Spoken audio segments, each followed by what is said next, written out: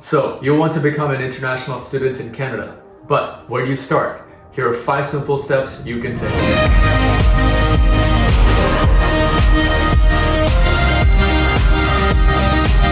What's going on, everybody? I'm Z and welcome to my channel. For those of you who know me, it's good to be back, and those of you who are new here, I make the best videos for students who are planning to study in Canada. And what makes my channel unique is the fact that all my content is geared towards your success. So everything you learn through my channel will make sure that you become successful as an international student. Now, a lot of you who are planning to study in Canada don't know where to get started. If that's the case, you should definitely get my ebook 14-step detailed guide to become an international student in Canada.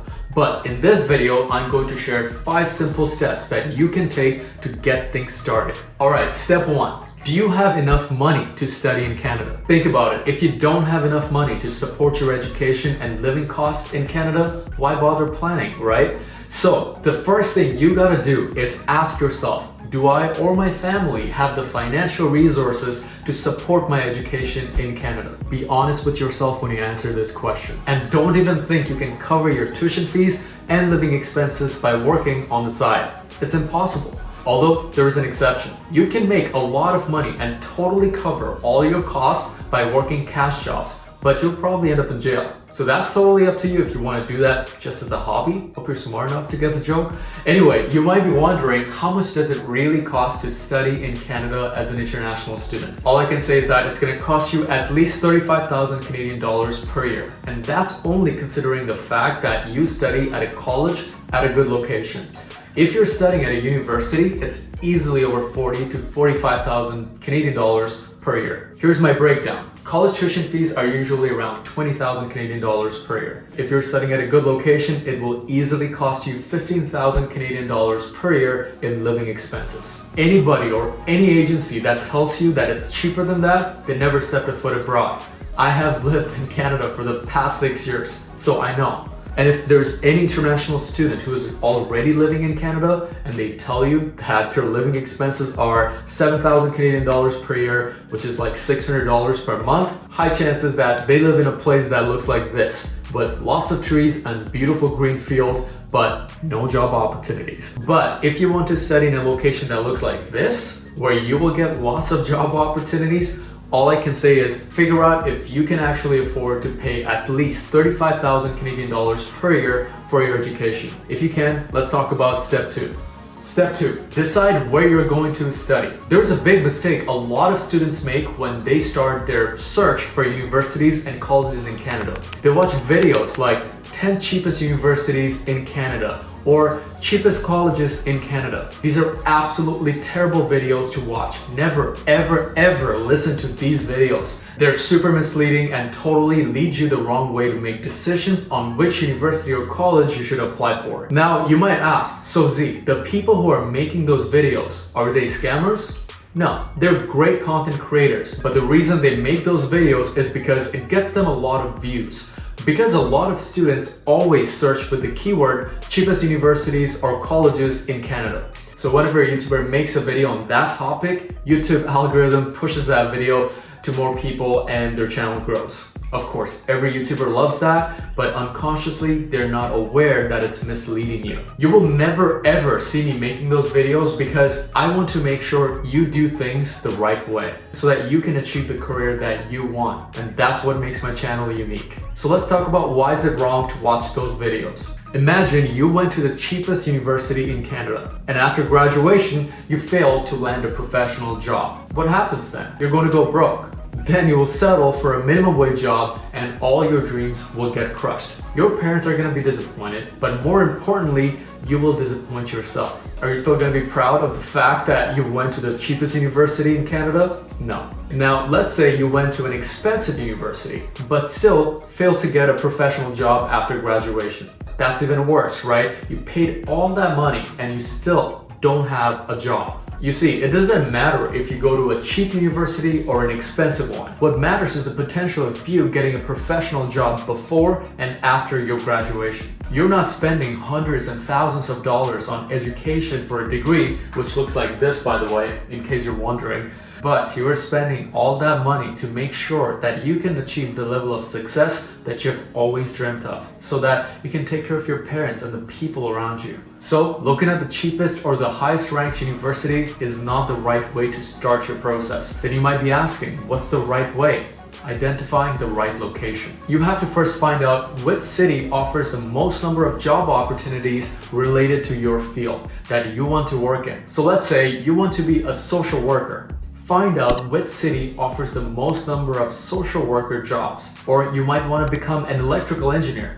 Identify which city offers the most number of electrical engineer jobs. That's the city you want to go to. Step 3, choose the right program. You need an expert to help you out with this, and that expert is you. Agency counselors and recruiters can only give you perspectives, but they can't fathom what you truly desire, what you're really passionate about, and the only person who knows that is you. Ask yourself, who do you see yourself becoming in the long term? Are you starting a business? Are you working at a global company at an amazing position? What does that look like? Write it down on a piece of paper. What would be your responsibilities? Responsibilities that you would absolutely love and it wouldn't feel like work. Once you identify that, just go on any Canadian job sites, look up the type of professional jobs that you want down the road, and in the job details, look for what kind of education background do the employers look for. Just study that.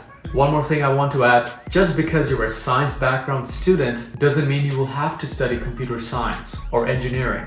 Sometimes you have to think about what you want to end up doing in the long run. For example, I was always passionate about sales, marketing, and business, and I sucked at coding and engineering, but I still made a major mistake of taking electrical engineering in my university, just because I thought I was from a science background, and I absolutely hated it. But anyway, I realized that because I was always working in sales jobs and coming up with business ideas, I switched my program to business marketing, and I absolutely loved it. Doing that made me even better at what I do, and as soon as I graduated, I became a marketing manager at a global commercial real estate company. And now I'm on my way to build a billion-dollar company. So you have to find out what you truly desire and what you want to achieve in the long term. Then work backwards to find out what area or program of study will enhance your skill sets and knowledge in that field so that you can move towards your goal. By the way, if you're from a science background, you can definitely apply for business programs and still get your visa. It's just that your study plan has to make sense.